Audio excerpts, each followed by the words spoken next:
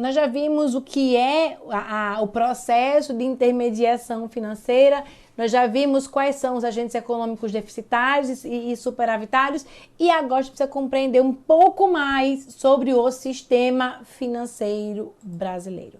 Nós vimos no nosso último bloco que o sistema financeiro brasileiro, ele vai fazer a intermediação e a distribuição de recursos no mercado. Essa é a função quando nós falamos em termos de sistema financeiro brasileiro. Uma outra definição desse sistema financeiro nacional é que ele vai ser um conjunto de instituições. Veja que o sistema, ele se confunde com as próprias instituições, que podem ser públicas e podem ser privadas, que atuam por meio de diversos instrumentos financeiros na captação de recursos, na distribuição e transferência de valores entre agentes econômicos. Então, o que é que vai acontecer aqui? O que é esse sistema financeiro? Eu tenho aqui um intermediário financeiro. Esse meu intermediário financeiro vai fazer a conexão dos agentes econômicos do meu agente superavitário. Tá ali, deixa eu só arrumar isso aqui. Do meu agente superavitário, que tem recursos, transferindo esse recurso para o agente deficitário. Então, tá aqui, eu faço a transferência desse recurso para esse agente deficitário e, obviamente, esse intermediário financeiro vai ser remunerado por essa operação. E aí, cada vez que o agente econômico superavitário cede recursos para a instituição financeira e esses recursos são utilizados pelo meu agente econômico deficitário, todas as vezes que isso acontece, é estabelecido um contrato. Um contrato entre o intermediário financeiro e o agente. Veja que quando o intermediário financeiro faz a cessão de recursos para o agente econômico deficitário, então, a linha azul indo com dinheiro, recebe um contrato assinado desse agente econômico deficitário. Todas as vezes que o intermediário financeiro empresta dinheiro para o agente econômico superavitário, ele também faz isso por meio de um contrato. E esse contrato é o que nós chamamos de instrumento financeiro. Então, só para a gente poder reler essa definição, o sistema financeiro nacional, ele é, então, definido como conjunto de instituições financeiras públicas ou instituições financeiras privadas, que atuam por meio desses contratos. E esses contratos servem para fazer a captação de recursos, para fazer a distribuição ou empréstimo e ainda para realizar transferência de valores entre os agentes econômicos. Então, quando eu falo em termos do que se entende como um sistema financeiro nacional que tem uma ampla recorrência nas provas, eu vou dizer que o sistema financeiro nacional, ele é composto por instituições financeiras ou por intermediários financeiros que tem como função conectar agentes econômicos, superavitários ou deficitários. E essa conexão entre os agentes econômicos vai acontecer por meio de instrumentos financeiros que são contratos. Contratos que têm por objetivo fazer captação de recursos, fazer aplicação de recursos também. De acordo com a Constituição Federal de 1988, o sistema, no seu artigo 192, o sistema financeiro nacional é estruturado de forma a promover o desenvolvimento equilibrado do país e servir aos interesses da coletividade. Essa é a definição quando nós falamos na composição ou no objetivo do Sistema Financeiro Nacional. Amanda, esse tipo de conteúdo me parece ser tão básico. Ele cai na prova? Ele já caiu na prova. E aqui está uma questão do Banco do Brasil de 2009 que fala o seguinte: o Sistema Financeiro Nacional atua na intermediação financeira, ou seja, no processo pelo qual os agentes que estão superavitários, ou seja, com sobra de dinheiro, transferem esses recursos para aqueles que estejam deficitários ou com falta de dinheiro. Veja que essa definição ela é absolutamente correta. O que é que eu tenho aqui? O Sistema Financeiro Nacional atua na intermediação. Sistema financeiro é intermediação financeira, é conexão. Ou seja, é um processo no qual os agentes econômicos superavitários transferem recursos para os agentes econômicos que estejam deficitários. Dentro desse processo, eu tenho um intermediário financeiro. Então, eu tenho aqui esse intermediário financeiro e esse intermediário financeiro vai fazer essa transferência através do que nós chamamos de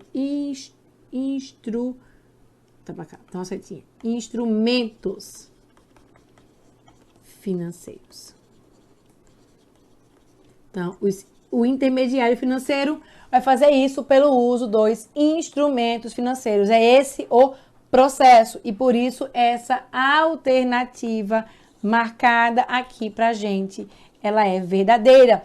E é o tipo da questão que você não pode se dar ao luxo de errar, por ser uma questão extremamente basilar, por ser uma questão essencial à sua compreensão. Além de entender esse processo de intermediação, eu preciso mergulhar nas funções do Sistema Financeiro Nacional. E aí, esse Sistema Financeiro Nacional tem a seguinte característica: vai fazer a intermediação de recursos entre poupadores e devedores. Essa aqui é a sua função 01.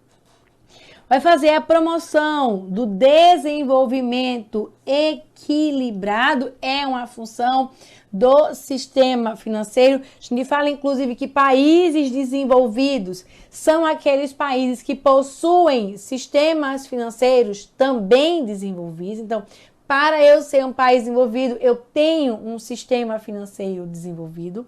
Além disso, eu tenho aqui ele que faz, o sistema financeiro tem como função a fiscalização das instituições participantes, e isso aqui nós vamos fazer quando nós estudarmos a estrutura do sistema financeiro nacional, e além disso vai fazer a diversificação dos riscos também. Então, o que nós vamos ter aqui é o seguinte: quando nós falamos em termos de sistema financeiro, ele vai buscar também fazer a sua diversificação dos riscos. Então, é isso que nós temos aqui para poder reforçar a nossa análise. Então, tá aqui as funções do Sistema Financeiro Nacional. Então, tá aqui a nossa análise, tá? Pra gente não ter qualquer tipo de dúvida sobre quais são as funções do sistema financeiro. mergulhando agora já numa reta mais final sobre esses conceitos essenciais a respeito do sistema financeiro. Vejam só, o sistema financeiro ele vai ser uma análise entre quem é demandante ou quem precisa captar recursos e quem é ofertante ou a oferta que está ali para emprestar recursos, está ali para aplicar recursos. Então tá aqui. E aí o equilíbrio entre demandantes e ofertantes. O equilíbrio entre ofertantes e demandantes vai definir qual é a taxa de juros daquela determinada economia. Então, é isso que vai acontecer. Mas você vai perguntar, ok, então eu tenho recursos, eu vou emprestar dinheiro para uma pessoa que não tem recursos. Beleza, eu sou agente econômico superavitário, vou emprestar dinheiro para um agente econômico deficitário e vou ser remunerado por isso. Vou receber uma taxa de juros. Beleza. Só para a gente poder reforçar, no equilíbrio entre demanda e oferta, eu tenho ali taxa de juros. O que é que isso significa? Que quando eu tenho uma demanda muito grande por crédito, é de se esperar que as taxas de juros do mercado subam. Do outro lado, quando tem um processo de desaquecimento da economia e as pessoas buscam reduzir o seu nível de crédito, tem uma redução de taxa de juros. Ok, eu estou olhando para a ponta, eu estou olhando para a relação entre o agente econômico superavitário e o agente econômico deficitário. Mas eu não sei finalmente o que é que o intermediário financeiro ganha. E ele no Brasil ganha muito. Vamos ver aqui como. O que é que eu tenho? Eu tenho aqui o meu intermediário financeiro. Esse intermediário financeiro vai emprestar recurso para o agente econômico deficitário e vai receber uma taxa de juros. E vai receber aqui uma taxa de juros por isso. Então, o agente econômico deficitário vai pagar, por exemplo, 10% ao mês de operação. E o agente econômico superavitário,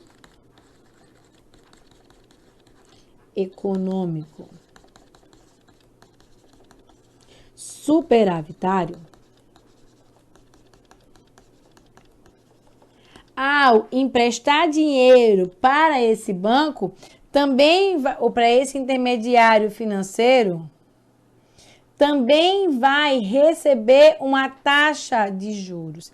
E que taxa de juros vai ser essa? Essa taxa de juros, digamos, vai ser de 1% ao mês, por exemplo. O que é que o intermediário financeiro ganha? A diferença entre essa taxa aqui, chamada de taxa de juros de aplicação, com a taxa de juros de captação. Essa diferença aqui entre o quanto eu recebo e o quanto eu pago é o que nós chamamos de ganho do intermediário financeiro. E esse ganho é chamado de spread bancário. Qual é o ganho, então, dos intermediários financeiros? É esse spread bancário. É a diferença entre a taxa de aplicação e a taxa de... Aqui é taxa de aplicação e a taxa de captação. Esse aqui é o nosso spread bancário. É dessa forma que os intermediários financeiros são remunerados. E aí vale a pena dizer que no Brasil eles são muito bem remunerados, tá? E aí o que eu queria mostrar para vocês agora é, eu já entendi, vamos só ir recapitulando e construindo esse raciocínio. Eu já sei o que é o mercado financeiro, eu vi na aula passada. Eu já sei, além do que é o mercado financeiro, eu já entendi quais são os agentes envolvidos, já entendi quais são os ganhos que esses agentes têm. E eu queria que a gente visse uma imagem que consolida isso. E a imagem é essa. Então, é isso que nós temos nesse caso. Então, é isso que a gente tem aqui. Que imagem é essa aqui? Eu tenho que, para que esse intermediário financeiro, faça a cessão do dinheiro para esse agente aqui, que é o meu agente econômico deficitário, para que ele receba esse recurso e pague aqui uma taxa de juros de aplicação do recurso, ele precisará entregar um contrato, ele precisará entregar o recibo. E esse recibo aqui é chamado de instrumento financeiro. É o meu contrato. O meu instrumento financeiro é assim, então, o meu contrato. Então, eu gosto muito dessa imagem porque ela é bem lúdica e ela mostra a vocês cada um dos pormenores que estão envolvidos dentro desse processo dessa lógica de movimentação, de transferência de recursos. E aí, essa operação financeira envolve contratos. Contratos que são chamados de instrumentos financeiros. E esses instrumentos financeiros são contratos em que nesses contratos nós temos o estabelecimento de prazos, nós temos o estabelecimento dos encargos, quais são as taxas que estarão associadas, nós temos e nós vamos mergulhar nesse conteúdo, na formação ou na formalização das garantias. Quais são as garantias desse contrato, por exemplo? Que garantias estão ali envolvidas dentro desse contrato? Tudo isso vai dentro do contrato com o instrumento financeiro. Então, tá aí esse nosso ponto. Além disso, eu posso transferir ou transformar esses instrumentos financeiros. Eu posso transformar esse instrumento financeiro através de um processo de securitização em um título. E aí, embora os contratos não possam ser vendidos por estarem ali associados, esses contratos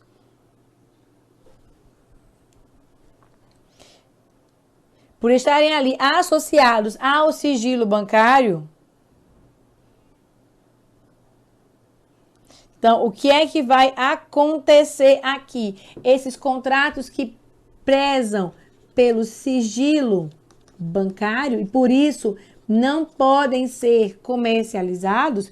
Quando eu falo em um processo de securitização, eu guardo as informações que estão associadas ao sigilo bancário e eu, por meio da securitização, consigo transformar esse contrato em um título. Esse título que poderá ser comercializado, dando assim liquidez no contrato. Só para que vocês compreendam que eu posso sim vender um instrumento financeiro desde que ele esteja ali associado a um processo de securitização. E aí eu não vendo o instrumento financeiro em si, mas eu vendo as suas características para que eu ganhe mais liquidez. Preciso me preocupar com isso hoje? Não, não precisa se preocupar com isso agora.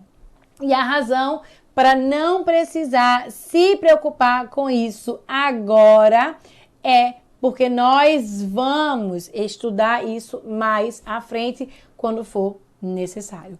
Lembrando ainda o seguinte, que dentro de todo o meu processo de intermediação financeira é responsabilidade ou é função dos intermediários financeiros a geração de confiança, a geração da especialização, a geração da compatibilização dos prazos.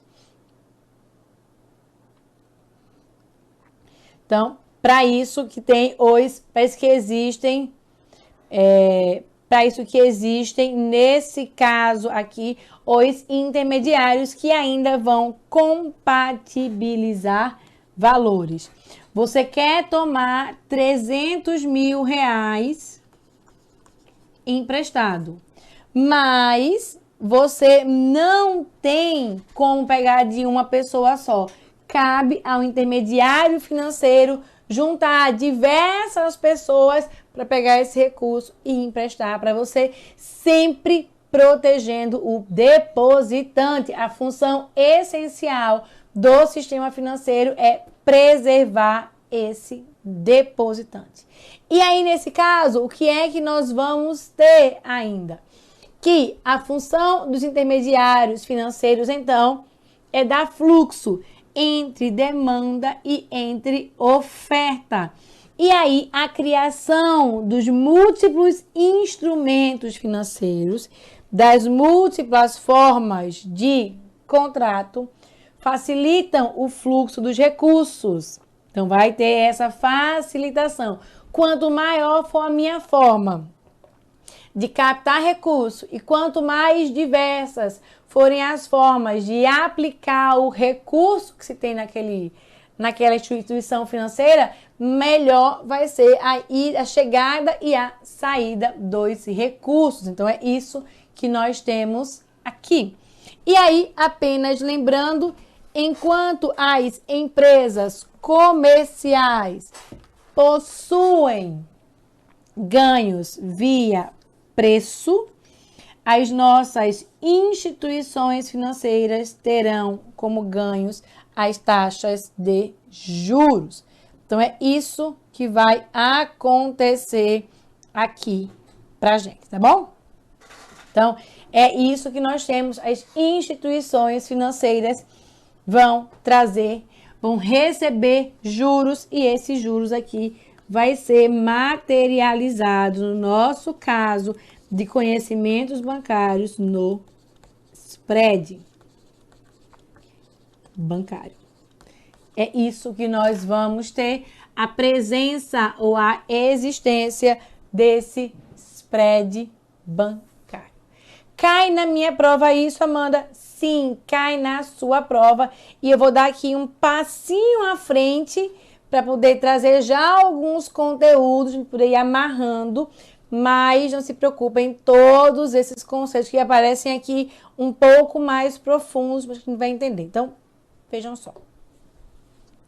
É uma prova do IALES para analista metroferroviário. Vejam que conhecimentos bancários não é só para banco, não. Tem todo o conteúdo aí associado à parte de financeira também, tá? Ele fala aqui, os bancos comerciais atuam como parte na intermediação financeira. Definição que nós vimos. A gente não viu ainda banco comercial, mas a gente viu instituição financeira de forma ampla. captando recursos dos agentes econômicos superavitários, os investidores, e disponibilizando-os para os agentes econômicos deficitários, os tomadores. A captação de recursos por meio de depósitos a prazo constitui-se para um banco. Quando eu falo em captação de recursos, quando eu capto recursos, eu estou tomando dinheiro aqui dos nossos agentes econômicos superavitários. Então, eu vou captar recursos dos meus agentes econômicos superavitários aqui. E quando eu faço isso, quando eu pego o recurso de um agente econômico, eu assumo uma obrigação. E essa minha obrigação é chamada, tá tudo marcado aqui? É chamada aqui de obrigação ou de uma operação passiva. Quando é que eu tenho uma operação ativa? Quando a instituição faz uma aplicação, quando ela faz um empréstimo. Quando a instituição faz um empréstimo, faz uma aplicação, faz uma operação ativa. Não é uma aplicação financeira. Se eu falasse de aplicação financeira, não era uma captação de recursos, não é a intermediação financeira. Veja aqui que a intermediação financeira é todo o processo. A captação em específico é uma operação passiva e não está fazendo aqui uma operação em renda variável ou uma aplicação em renda variável, porque ele não determina aqui, ele não especifica aqui se eu estou falando de que essa captação vai ser levada para qual tipo de aplicação. O que é que nós precisamos compreender? O que é que nós já vimos? O processo de intermediação financeira e os agentes que estão envolvidos dentro desse processo de intermediação financeira. Nós precisamos agora compreender um pouco mais, ou um pouco com mais detalhes, como é que funcionam esses nossos instrumentos financeiros. E é sobre isso que nós vamos falar, sim, mas no nosso próximo bloco. Não sai daí, que a gente volta